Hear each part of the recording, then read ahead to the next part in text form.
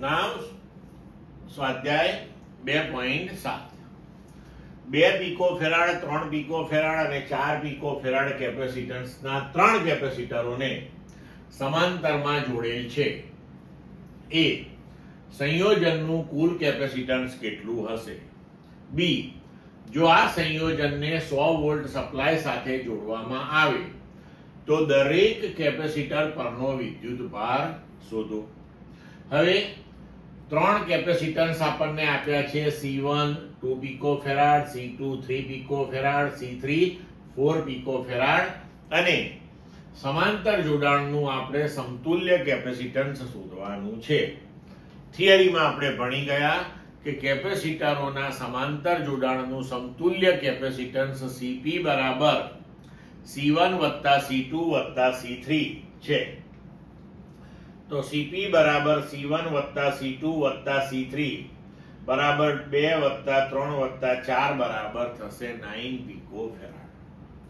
હવે આપણે જાણીએ છીએ કે સમાંતર જોડાણમાં દરેક કેપેસિટર ને સમાંતરે વિદ્યુત સ્થિતિમાનનો તફાવત એ જે સપ્લાય જોડ્યો છે એટલો થશે. તો દરેક કેપેસિટર માટે વિદ્યુત સ્થિતિમાનનો તફાવત સમાન છે. દરેક કેપેસિટરના કેપેસિટન્સનું મૂલ્ય જુદું જુદું છે. તો દરેક કેપેસિટર ઉપર જમા થતો વિદ્યુતભાર પણ જુદો જુદો હશે. આપણી પાસે સૂત્ર છે Q બરાબર CV. હવે એનો આપણે ઉપયોગ કરી ને દરેક કેપેસિટર ઉપરનો વિદ્યુતભાર ગણી શકીએ. તો કે Q1 બરાબર C1V, C1 2 પીકોફેરાડ તો 2 ગુણ્યા 100 બરાબર 200 પીકો કુલમ.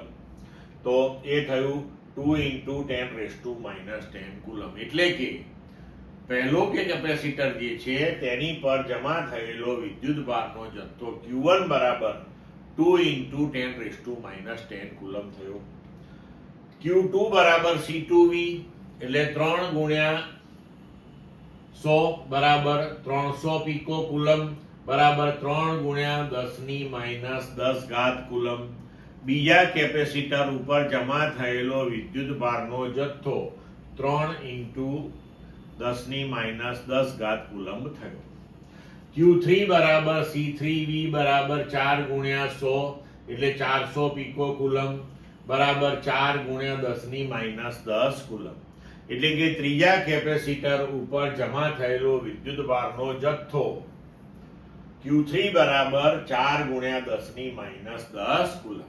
ક્લિયર મિત્રો?